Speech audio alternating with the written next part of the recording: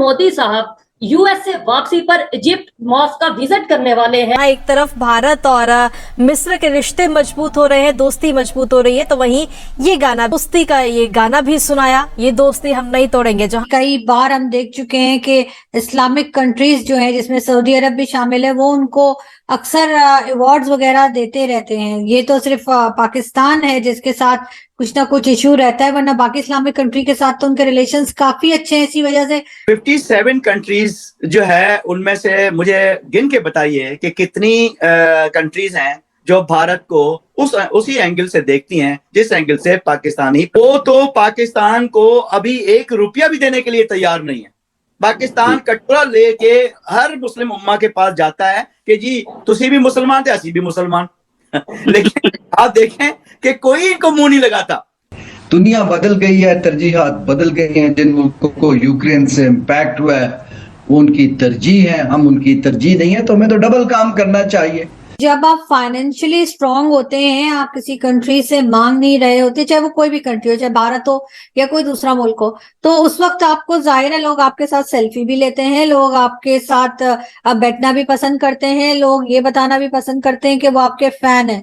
लेकिन अगर आप पूरा टाइम सिर्फ इसी टाइम में लगाते हैं, इसी काम में लगाते हो कि आपने किसी कंट्री से कुछ मांग लेना है, तो फिर लोग आपसे मिलने से भी बचते हैं। ये जो हमेशा पाकिस्तानियों को ऑल इज वेल कहा जाता है, टेक इट इजी कहा जाता है, ऐसे जुमलों से कब तक वो अपनी परेशानी और भूख को खत्म करते रहेंगे? पूरी दुनिया में इस टाइम बात हो रही है जी, पीएम मोदी ने यूएस विजिट पे गए हैं, क्या दुनिया की पावर इंडिया आने वाली है। ये यूएस विजिट के फौरन बाद, मतलब इंडिया वापसी से पहले वो इजिप्ट मॉस्क का विजिट करने वाले हैं। इस विजिट का क्या मकसद है, दुनिया को क्या मैसेज देने जा रहे हैं इंडियन प्राइम मिनिस्टर? देखिए, जो इंडियन प्राइम मिनिस्टर हैं पीएम मोदी, उससे पहले भी आपने देखा होगा कि जो इनकी पार्लियामेंट का इनॉग्रेशन हुआ था बिल्डिंग का, उसमें भी उन्होंने जो है वो कुरानी आयात जो थी वो भी पढ़ी जा रही थी और मोदी जी वहां मौजूद थे। और उसके अलावा भी कई बार हम देख चुके हैं कि इस्लामिक कंट्रीज जो है, जिसमें सऊदी अरब भी शामिल है, वो उनको अक्सर अवार्ड्स वगैरह देते रहते हैं। ये तो सिर्फ पाकिस्तान है जिसके साथ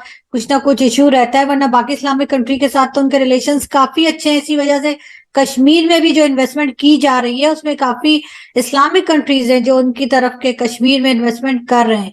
और अभी जो आप बात कर रहे हैं इजिप्ट मॉस्क की, तो बिल्कुल इजिप्ट जो है वो जाहिर है कि एक इस्लामिक कंट्री है, तो अगर वो वहां जाएंगे तो वहां की जो इम्पोर्टेंट प्लेसेस होंगी उसकी उनको दावत दी गई होगी, तो शायद वो इसी वजह से जा रहे हैं। और वैसे भी कई बार हमने देखा है कि इंडिया ने जो है वो अपने आप को सेक्युलर हमेशा वो लोग कहते हैं, और उसका मतलब यही है कि हर रिलीजन की रिस्पेक्ट की जाती है। ठीक है, बिल्कुल ये चीज एक मैसेज देती है और वाज़ेह मैसेज देती है। मैं मुझे बताएं, डिनर हुआ जिसमें बड़ी बड़ी बिजनेस टाइकॉन ने पार्टिसिपेशन की, डिनर में आए जिनमें सुंदर पिचाई थे, इसके अलावा अंबानी थे, इसके अलावा सीईओ थे पेप्सी के जो कि इंडियन ओरिजिन है। क्या कहना चाहेंगी? एक तो इंडियन प्राइम मिनिस्टर यूएस में, उसके अलावा जो बिजनेस टाइकॉन है, दुनिया के बड़े बड़े बिजनेसमैन हैं, उनमें भी मोस्टली इंडियंस इस टाइम यूएस में। क्या यूएस पे कब्जा होने जा रहा है इंडिया का? नहीं, मुझे नहीं लगता कि यूएस पे इंडिया का कब्जा होने जा रहा है, लेकिन ऐसा जरूर है कि इतने सालों में, पिछले कई आप समझे 10 या 20 साल में, अगर वैसे तो खैर हमेशा से ही, लेकिन 10-20 साल से जो है वो इंडिया ने अपने आप की एक पोजीशन बनाई है, और उसमें जाहिर है कि उनकी बिजनेस कम्युनिटी का भी बहुत हिस्सा है।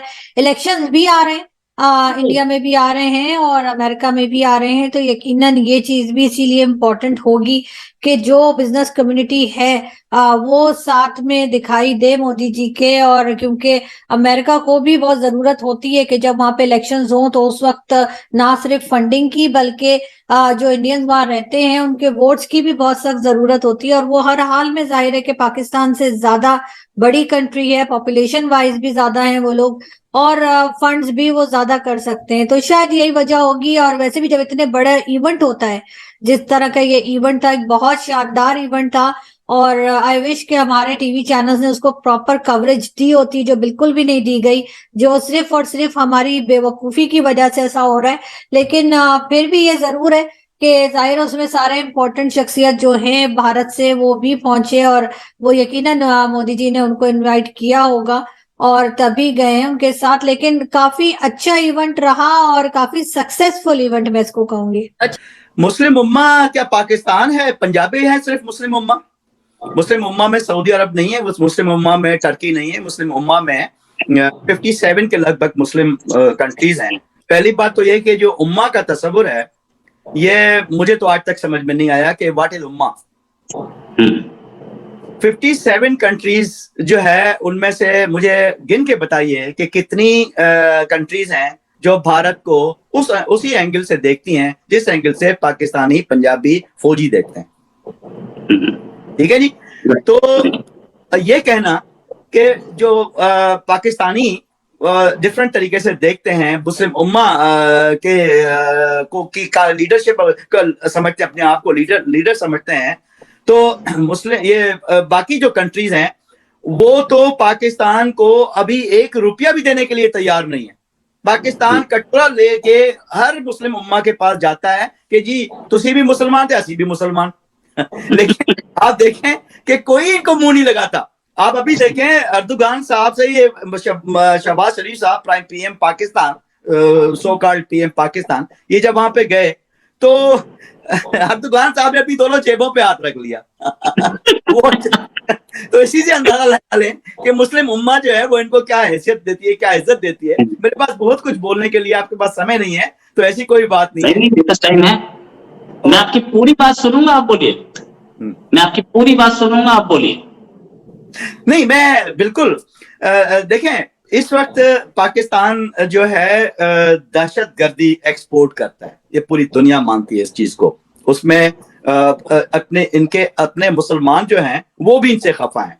आपने देखा कि कुछ ही दिन पहले अफगानिस्तान के कोई नागरिक थे, उन्होंने एक्स आर्मी चीफ को फ्रांस में किस तरीके से लताड़ा है। ये व्हाट इज दिस भाई? अफगानिस्तान तो एक 5th प्रोविंस बनाने जा रहा था, ये फौजी बनाने जा रहे थे, उनको फतह करने जा रहे थे। तो ये सिर्फ अपने ही लोगों को फतह करते हैं। जो अब इनके खिलाफ तनकीद करता है, फौजियों के खिलाफ सिंध से या इवन अपने पंजाब से, उनको ये उठा के फतह कर लेते हैं। हमें गुलाम बनाया हुआ है इन्होंने, पूरी दुनिया जिसको देख रही है। तो मैं इसमें क्या आपको बताऊं, इंटरनेशनल दहशतगर्द जो है वो इन्होंने अपने पास रखे हुए हैं। उसामा बिन लादेन जो है कहां से मिला? जो बंबई अटैक थे उनके अभी भी जो अटैकर्स थे वो अभी भी उनमें से एक आध जो है पाकिस्तानियों ने अपने हिफाजत में रखा हुआ है, और उसके ऊपर इंटरनेशनली हेड मनी भी मुकर्रर है। भारत वो लेना चाहता है लेकिन उसको नहीं दे रहे। फिर जैश ए मोहम्मद, सिपाह साहबा, तालिबान, ये किसने बनाया और क्यों बनाया?